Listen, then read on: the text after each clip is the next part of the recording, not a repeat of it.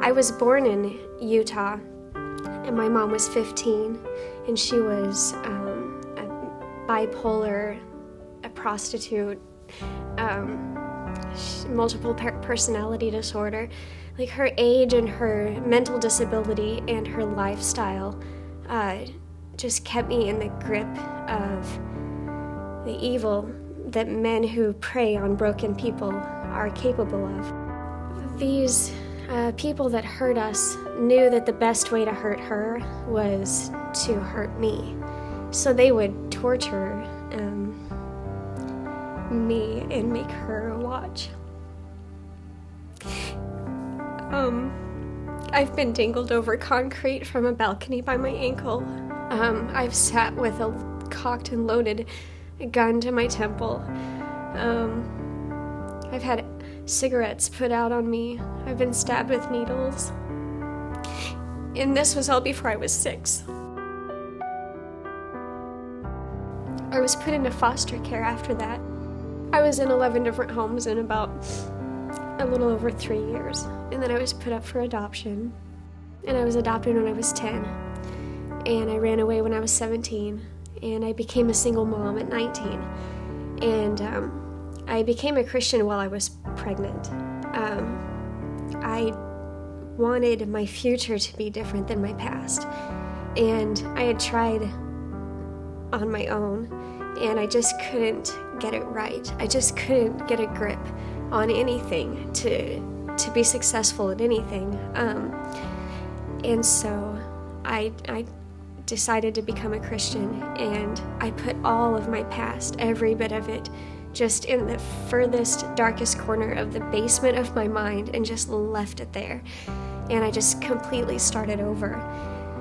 And that worked for about 9 years. I read my Bible all the time. All of my friends were Christians. I was going to a church. I went to church all the time. That was my life. That was it for me. Then I had an affair. You know, my whole life, all the pain, it was the pain of a victim, which is a little bit different than the pain of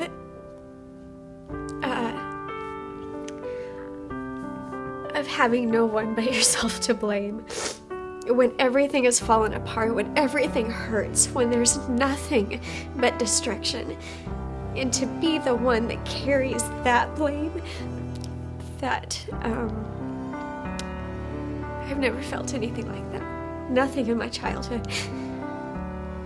And what it was, where the pain came from, was knowing who God is and knowing who Jesus is. And then knowing that I had ruined it. That I had separated myself from Him. There was no sorry and no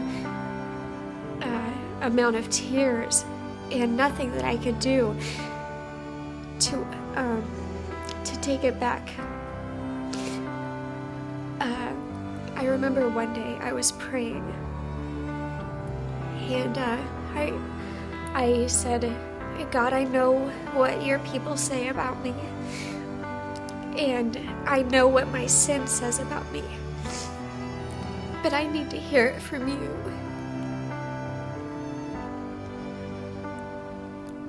Because if you can't redeem this, if you can't forgive me, then I don't want to be here.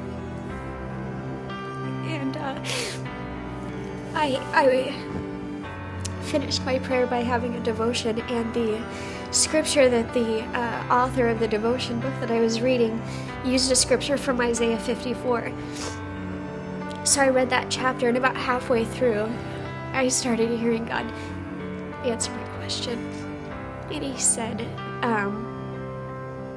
that He has compassion on me. He called me storm-battered and unpitied. But He has compassion on me, and He's bringing me back, and that He was going to rebuild me. And that if anybody attacked me, it wouldn't be from Him. Just knowing that I wasn't alone through all of that he saw all of it, was really healing for me. My childhood didn't break me. I was born fighting, and I survived that. But my failure broke me. My failure showed me a part of Jesus I never would have seen before. And I know what my purpose is now. It's to share my story of God's unbelievable grace